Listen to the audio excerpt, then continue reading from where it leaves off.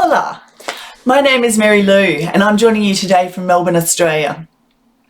Just to give you a little bit of background on who I am first, up until last January, in January 2020, I was Chief Digital Officer in an independent K12 school where I'd been for 10 years.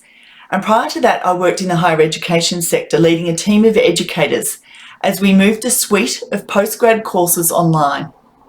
And I now work as a digital transformation consultant to the education sector. And I'm currently working with clients across Australia as well as in Canada. I've been asked today to provide you with an overview of some of the key challenges as well as the opportunities that K12 schools in Australia are facing when it comes to education today. In Melbourne, where I'm based, just like you in Latin America, our schools were closed for much of last year. And whilst the media was full of stories of doom and gloom, I'm actually full of hope.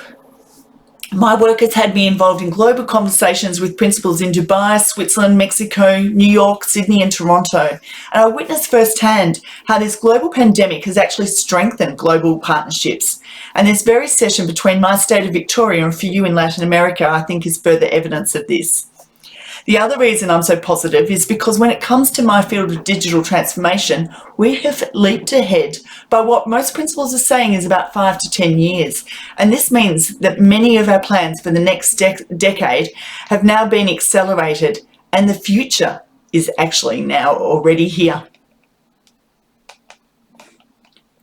So there were lots of challenges that schools faced and they were varied across the sectors, but in actual fact, a lot of the issues were similar across the globe, no matter where you were located. So we all faced having to flip our classrooms from face-to-face in the classroom one day to online or remote learning the next. And often there was a lack of infrastructure in the school to support this. We all battled issues with Wi-Fi connectivity in the homes of teachers and students to support remote learning. At times, there were lack of digitised platforms to support anywhere, anytime learning, and also the administration that schools require. It highlighted very quickly the teachers who'd fallen through the gaps when it came to digital upskilling. And the lack of one-to-one devices for students and at times teachers too was very frustrating. We saw the lack of policy and procedures, particularly around data security, privacy and cyber security.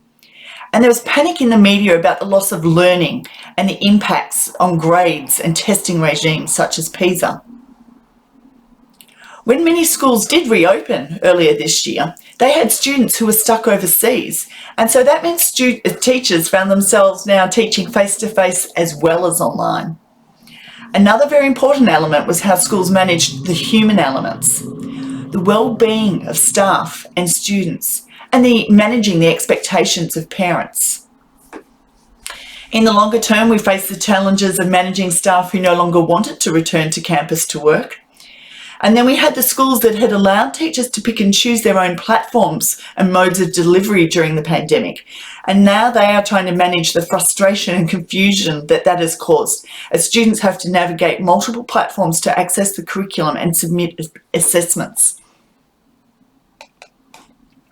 So welcome to the future. And let's take this opportunity to learn from one another, plan strategically for a world of continuous disruption, and work determinedly so that we don't lose all that we have gained this past year.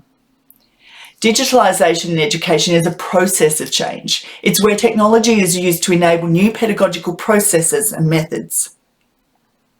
Technology can support systematic change. It can enable new processes and it will automate others, making them far more effective and creating added value. So your investments in EdTech must support the bigger picture, the direction you are headed and your school's strategic plan. Now, depending on your strategic plan and what outcomes you're looking to achieve, you can leverage the technology to enable the outcomes, and some of those may be listed on this slide. We have a plethora of digital products to support any direction, pedagogical or otherwise, and most schools will begin with a learning management system and a portal for the school community. I'm a really strong believer that technologies just provide us with the tools to support learning, and so learning tools should be the priority. Once they are in place, there are products to assist with administration, communication, excursion management, extracurricular activities, boarding management, alumni, and visitor management, all to consider, and some of those products we may hear from after this keynote. Our educators have now proven that they have the skills required to move curriculum online. And given the feedback from students, I don't think parents can no longer deny that blended and online learning actually works. I think we'll see a far more global mindset in staff and students, and we'll see a huge swing to blended learning and micro-credentialing. As I mentioned, wellbeing came to the fore, and we must recognise that it needs to remain at the heart of every school community. What we're seeing now is the dismantling of the timetable, the revisiting the 8:30 to 3:30 p.m. school day. And as you all know, the timetable is the biggest constraint to innovation in every single school. We will lose the constraints of geographical location too. I know one school here in Melbourne last year who hired a Latin teacher who was based in the US. So there's that flexibility to work from home or anywhere, in fact, and that's a huge bonus for students and staff. The models of learning centres like Learn Life in Barcelona, as an example, are expected to rise, as they offer a range of programs via a range of modes and at different price and access points. How we view physical school buildings and classrooms will change, and many have already, with many classrooms moving outdoors. Then, of course, I'm also excited by the prospect of boosted student engagement and academic outcomes as the curriculum becomes more personalised and self-directed. At the beginning of this year, the Global Learning Academy reported that education leaders from across the globe are reporting that they have never seen teachers as invested and creative with technology as they are right now. Of course, much of this occurred out of necessity, but some of the results are worth keeping. They reported that students are using technology to create more varied and interesting work, that there is more transparency and intentionality in the design of learning experiences, more student voice and choice, and use of synchronous and asynchronous modes to support flexible and personalised learning. Before COVID, many schools were pursuing initiatives that would help them improve their student learning experience and drive better outcomes. And they have realised that helping teachers build expertise with online spaces and digital tools is a way that they can achieve these goals. Now, my tips for you to get started would be to begin your digital transformation, whether it's across a school or a whole district, with the strategic intent or your strategic plan. Your strategic intent will most likely have a focus on digital somewhere within it, perhaps in regards to digital technologies within the curriculum or classroom, or in reference to staff upskilling or infrastructure. So that should be your starting point. Whatever you do, it must align. And think strategically with foresight. And by that, I mean always try and forecast 5 to 10 years ahead. What will your students in 2030 need as they graduate school? Some would say to consider the infrastructure next, but sometimes you don't know what you don't know. So I suggest you dream big and then build to support that dream.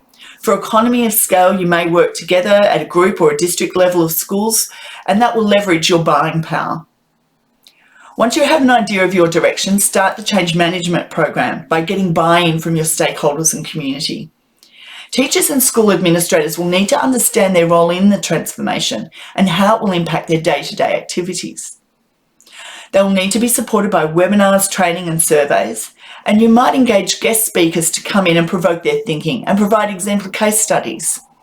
If that's not viable, I suggest you get onto Twitter. It's a free platform where certainly most of my professional learning and networking has occurred for the past 5 years. Whatever you do, you must not attempt to change haphazardly, but instead prioritise activities to yield maximum benefits. Have just one entry point for learning and implement technology that improves the end user experience, as that will make it meaningful and purposeful. Let's look forward and take with us the best from today. As Winston Churchill is credited with first saying, "Never let a good crisis go to waste." And by using this quote, I mean that today, we as school leaders across the globe and educators have an opportunity to do things differently. I think educators across the globe have also shown outstanding resilience, and I truly believe that today is our moonshot moment. I thank you so much for your time today. I wish you well and invite you to contact me if you have any further questions. Thank you. Muchas gracias.